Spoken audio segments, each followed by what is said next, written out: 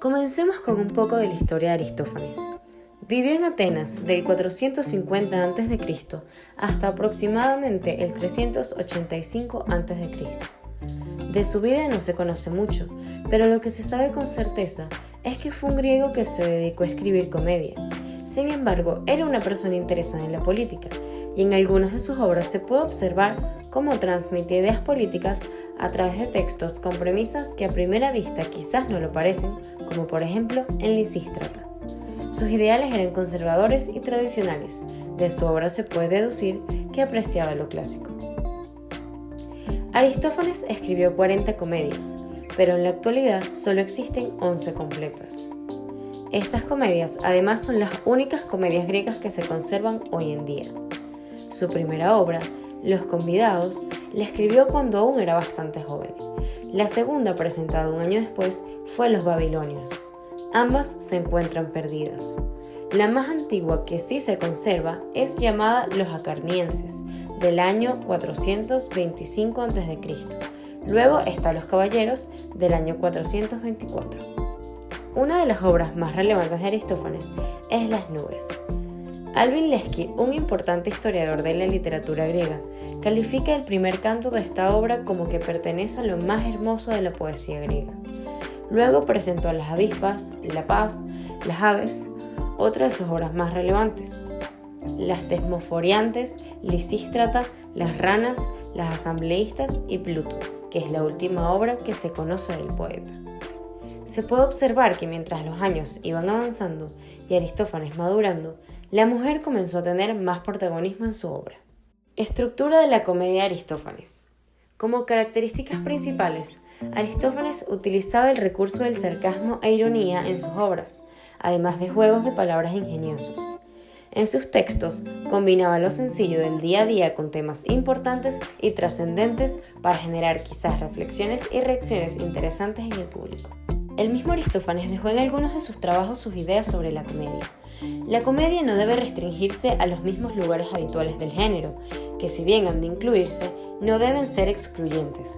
El poeta debe innovar. La comedia no tiene que apuntar simplemente al delectare, sino aportar también elementos para un prodece. Como consecuencia de las innovaciones e intenciones didácticas del poeta, este necesita que su público no sea vulgar, sino sabio, ingenioso y diestro, hábil para estar a la altura del poeta. Personajes femeninos en la comedia de Aristófanes. Existen 48 personajes femeninos en sus obras. Se dividen de la siguiente manera. 69% son de carácter genérico, basado en un tipo cómico, como las jovencitas, ancianas, esclavas, etc. Un 2% imita a un personaje mítico. 14,5% son inventadas con una caracterización específica, generalmente con nombres parlantes, y el 14,5% restante son creados por medio de personificaciones. La comedia aristofánica reúne las formas más crudas y las más refinadas del humor, y precisamente en función de la comicidad deben estudiarse tanto sus valores literarios como la lengua, el estilo y la métrica de sus partes dialogadas y corales. Los rangos de la comicidad aristofánica corresponden a las tres coordenadas: intelectual, emocional y social, del fenómeno universal de lo cómico. Antífanes, en su Poesis, la cualidad fundamental del poeta cómico es la inventiva, tanto en la creación de los personajes como en los argumentos de sus piezas y en las situaciones en las que estos se desarrollan. Las tres facetas de los cómicos se manifiestan tanto en los argumentos y situaciones de las comedias como en el lenguaje mismo. Aristófanes escribió una lista de 38 piezas como suyas.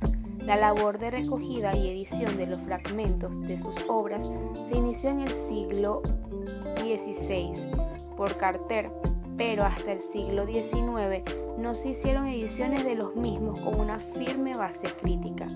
Las obras de Aristófanes que desaparecieron en el gran naufragio literario de finales de la antigüedad se basan en los restos, a su vez, de esa larga tradición erudita que arranca de Aristóteles y la filosofía alejandrina, y en las citas ocasionales de gramáticos, metricólogos, lexicógrafos, compiladores de los florilegios, estos son los estofeos, y de autores como Ateneo, que todavía tuvieron acceso a los ejemplares de las mismas.